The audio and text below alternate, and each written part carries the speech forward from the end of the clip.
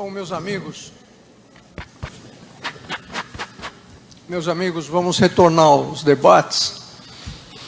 Estou aguardando, então, as perguntas por escrito. Eu gostaria de lembrar o seguinte: na última palestra, os debates, muitas perguntas vieram sem e-mail.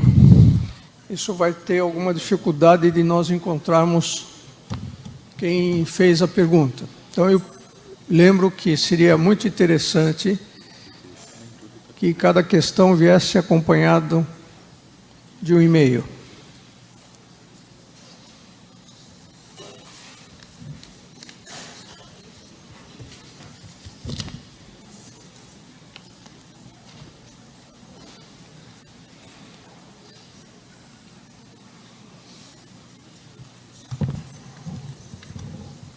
Fugindo um pouco do protocolo, eu queria aproveitar, enquanto recolhemos as perguntas, aproveitar para agradecer as companheiras Lourdes e companheiro Mário pela participação dos intercambistas e aos intercambistas, esses jovens que estão nos auxiliando nesse fórum. Muito obrigado.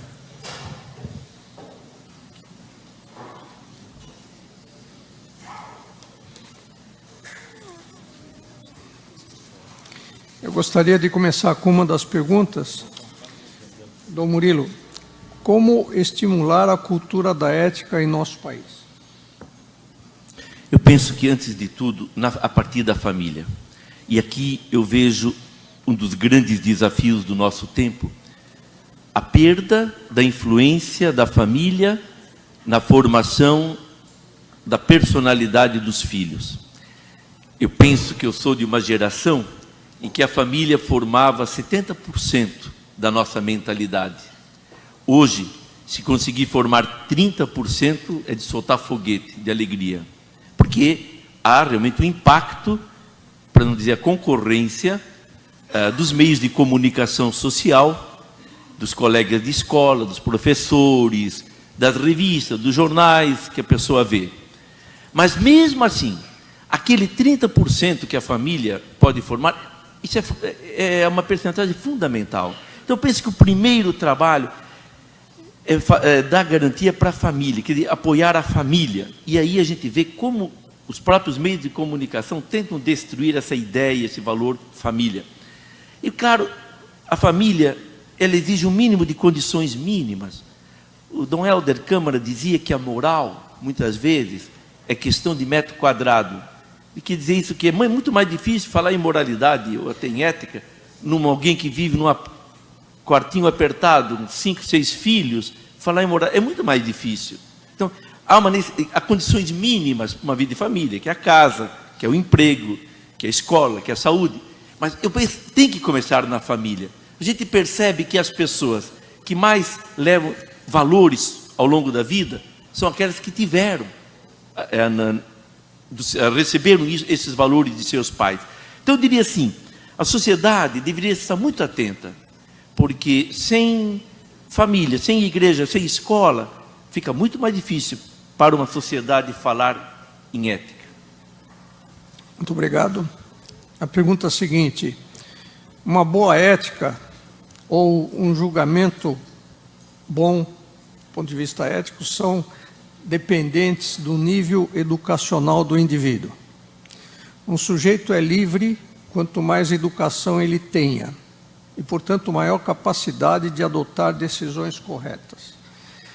A pergunta: será que no Brasil faz falta políticas boas de educação moral de base que espelhe no futuro cidadãos com aspectos mais amplos, com espectros mais amplos de decisões e atitudes de boa ética? Sem dúvida.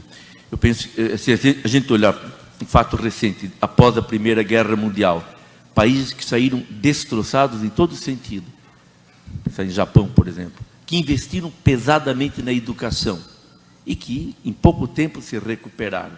Claro, ainda mais deles que têm tantos valores já tradicionais que conseguiram recuperar.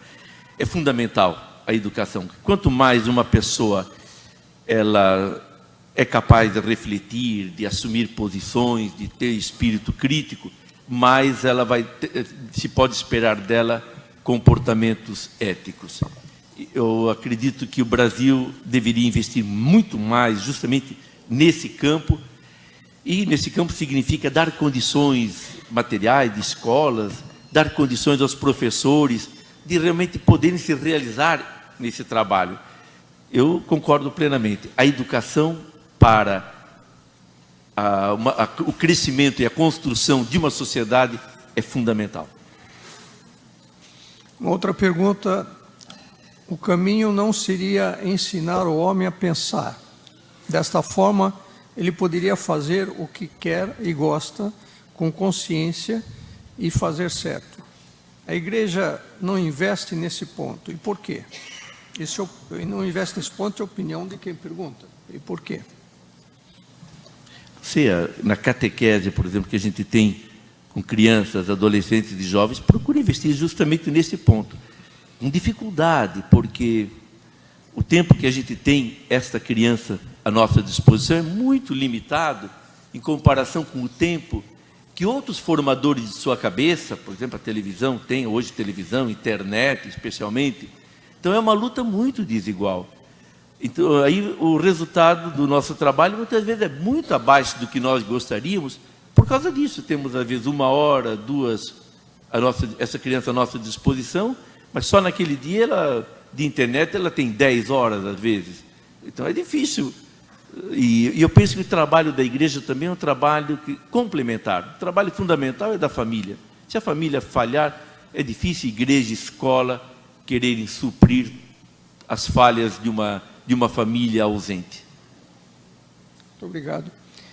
Nós temos mais algum tempo, uma vez que eu tenho notícia de que o nosso café ainda não está pronto. Então, me permita fazer mais uma pergunta. Se o café levar mais de 3 horas, estou roubado aqui.